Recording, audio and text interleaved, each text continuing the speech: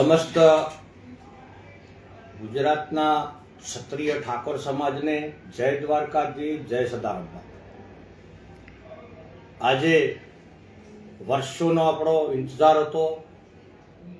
વર્ષોથી સમાજનું સપનું હતું, સમાજની દીકરીઓનું સપનું હતું અને સમસ્ત સમાજના દિલમાં એક ભાવના હતી કે પાટણમાં દીકરીઓ માટે એક સારી હોસ્ટેલ હોય અને દીકરીઓ તૈયારી કરી શકે. એનું 6 નવેમ્બરે 2025ના રોજ આપણે ભૂમિપૂજન કર્યું હતું. ભૂમિપૂજનના દિવસે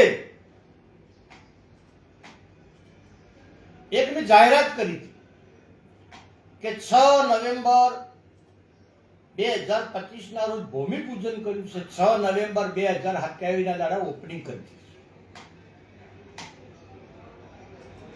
એટલે હવે અનમોલ અવસર આવી ગયો છે.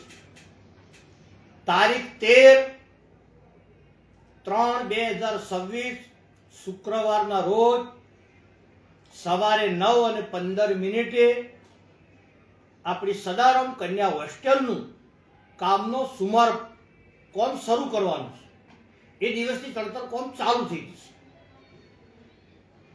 અને પાટણ નગરપાલિકાના ચીફ ઓફિસર શ્રી હિરલબેન ઠાકોરના હસ્તે શ્રીફળ ફોડી અને આપણું કામ શરૂ કરવાનું છે. એ દિવસે મેં જાહેરાત કરી, મેં ભાષણ કરી, પણ સંપૂર્ણ હું ગામડામાં રહેવાવાળો માણસ છું. આપણે 6 નવેમ્બર એટલે 9મા મહિનામાં ભૂમિપૂજન કર્યું હતું. 9મો, 10મો, 11મો, 12મો, 1લો, 2જો, 3જો 7 મહિના થઈ ગયા. ભૂમિપૂજન પછી 7 મહિને આપણું કામ ચાલુ કરે છે. તો 7 મહિનાનો વિલંબ થયો કેમ? આટલું લેટ થયું કેમ? તો મને મનમાં ઈચ્છા એવી હતી કે પ્લોટ રાખ્યો અને હવારમાં સણવા મળ્યા. કોઈની મંજૂરીની સિટી માર્કેટ લેવી પડે એવી ખબર નથી, પણ એટલા બધા જટિલ કાગળ, એટલી બધી મંજૂરીઓ, ઓનલાઈન કરવું, ગાંધીનગરથી યશ થાય, ઘણા બધા ડખા થયા. પણ સદારામ બાપુની દયાથી અને દ્વારકાધીશની દયાથી બધું કામ પૂર્ણ થઈ ગયું છે. બધી તમામ મંજૂરીઓ આવી ગઈ. એટલે આપણે 13 તારીખના દાડે સમસ્ત બનાસકાંઠા અને પાટણ જિલ્લાના ઠાકોર સમાજના તમામ વડીલો, આગેવાનો, યુવાનો, માતાઓ, બહેનો સૌને વધારવા માટે હાર્દિક આમંત્રણ છે. આવો આપણે સાથે મળી શ્રીફળ વધેરી અને હોસ્ટેલનું કામ શરૂ કરીએ, રાત દિવસ કામ ચલાવી અને આગામી 6 નવેમ્બર 2027ના દિવસે ઓપનિંગ થઈ જાય ભવ્ય.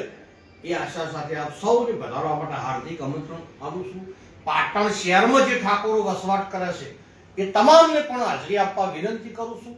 અને તે દિવસે આપણે સદારામ સેવા સમિતિનું વિઝન, નિશાન, વિકલ્પ અને એની સ્થાપના કાળમાં એનો એજન્ડા એક જ છે કે સમગ્ર ગુજરાતમાં ક્ષત્રિય ઠાકોર સમાજની દીકરીઓમાં 100% શિક્ષણ લાવવું, સાથે સાથે ગુજરાતની અન્ય સમાજની દીકરીઓમાં પણ 100% શિક્ષણ આવે તેવો એક સદારામ સેવા સમિતિ પ્રયત્ન કરે.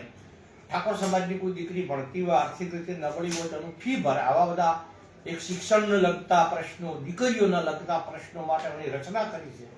એટલે સમાજના તમામ ભાઈઓને જોડાવા માટે હું હાર્દિક અપીલ કરું છું, આહવાન કરું છું. અને તે દિવસે મજબૂત સંગઠન જાહેર કરવાનું છે. તે દિવસે વિનયસિંહ ઝાલા સુરસર સદારામ સેવા સમિતિના કન્વીનર છે. તે વિગતવાર ચર્ચા અને માહિતી આપશે. સૌને જય સદારામ, જય માતાજી. આજે હમણાં જ નવગણજીએ આપણે સૌને વાત કરી, આમંત્રણ આપ્યું. એ દિવસે આપણા હિરલબેન ઠાકર, નવગણજી ભૂલથી ઠાકોર બોલી ગયા છે, એવો સુધારો કરું છું. એટલે હિરલબેન ઠાકર આપણા નગરપાલિકાના ચીફ ઓફિસર, એ દિવસે આપણું એમના વરદ હસ્તે શુભારંભ કરવાનો છે. આજે જોડાયેલા મંગાજી ઠાકોર કે જેમને સદારામ હોસ્ટેલ માટે પ્રણ કર્યો છે. આપણે બધા જાણીએ છીએ કે જો સુધી દીકરીઓ અંદર એડમિશન નહીં લે ત્યાં સુધી અન્નનો દાળો નહીં લે, અને એ રીતનો પ્રણ એમનો ચાલુ છે.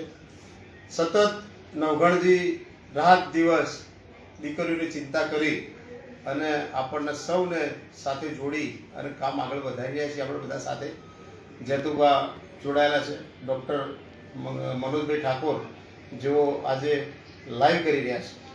એટલે આ સમગ્ર ટીમ અને આ કાર્યનો જ્યારથી શુભારંભ કર્યો ત્યારથી સૌ લોકો આમાં સાથ સહકાર આપી રહ્યા છે.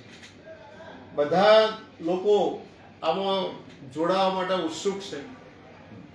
અમને બધાને અલગ અલગ ખૂણામાંથી ટેલિફોનિક કે મેસેજથી સમાચાર આવે છે કે અમારે આ સંગઠનમાં જોડાવવું તો શું કરવું જોઈએ.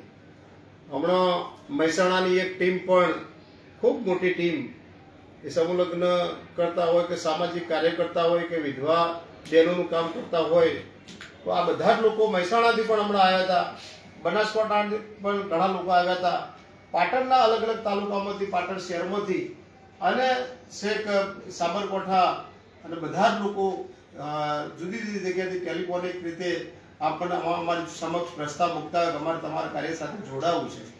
તો આ બધાનો વિચાર કરી અને હમણાં સમિતિ એવું નક્કી કર્યું છે કે આપણે બધાને સાથે રાખી અને સંગઠન ખૂબ મજબૂત થાય, સંગઠન મોટું મજબૂત થાય તો શિક્ષણના કામમાં, દીકરીઓના કામમાં અને આગામી આપણા વિકાસ માટે આપણે શું કરી શકીએ એના માટે સમગ્ર ટીમ પણ જાહેર કરવાની છે. એટલે એ દિવસે 13 તારીખે સૌ બધા વધારો અને એ દિવસે આપણે ટીમની રચના વિશેની પણ ચર્ચા કરીશું, આગળના ભવિષ્યની પણ ચિંતા કરીશું. એટલે સૌને સાથે જોડવાના છે. ગુજરાતમાં રહેતા કોઈ પણ ખૂણામાં કોઈ પણ વ્યક્તિ, કોઈ પણ ભાઈ કે બહેન આ સમિતિમાં જોડાઈ શકશે. આપણે બહેનોની પણ એક સમિતિ કરવાના છીએ, યુવાનોની પણ એક સમિતિ કરવાના છીએ અને સૌ વડીલોની પણ એક સમિતિ કરવાના છીએ. એટલે આ બધા જ આપણે સમાવેશ કરવાના છીએ. આપણા આમાં કોઈ પણ પ્રકારનો ભેદભાવ રાખવાના નથી. સર્વ ક્ષત્રિય સમાજના કોઈ પણ લોકો આમાં જોડાઈ શકે. સાથે સાથે હોસ્ટેલમાં આપણે 25% રિઝર્વ રાખ્યું છે, એટલે અન્ય સમાજો પણ એમાં જોડાવાના છે. એટલે સૌ સમાજના ભાઈઓ બહેનોને વિનંતી છે કે એ દિવસે સારી સંખ્યામાં આપણે ઉપસ્થિત રહીએ અને એ દિવસે આપણે સંગઠનના માળખાની રચના વિશે પણ ખૂબ લંબાણપૂર્વક ચર્ચા કરી અને આગામી સમયમાં સંગઠનની જાહેરાતમાં આપણે ટૂંક સમયમાં કરી દઈશું. તો જેને પણ જોડાવા ઈચ્છુક હોય એ લોકો સૌ આમાં વધારે અને એ દિવસે આપણે સારી રીતે ઉદ્ઘાટન કરીએ અને ઝડપથી નવઘણજીએ કહી એ તારીખ સુધી, એ તારીખના પહેલા આપણું આ કામ પૂરું કરવું છે. તો સૌને જોડાવા માટે સૌને વિનંતી. જય સદારામ બાપા. જય સદારામ.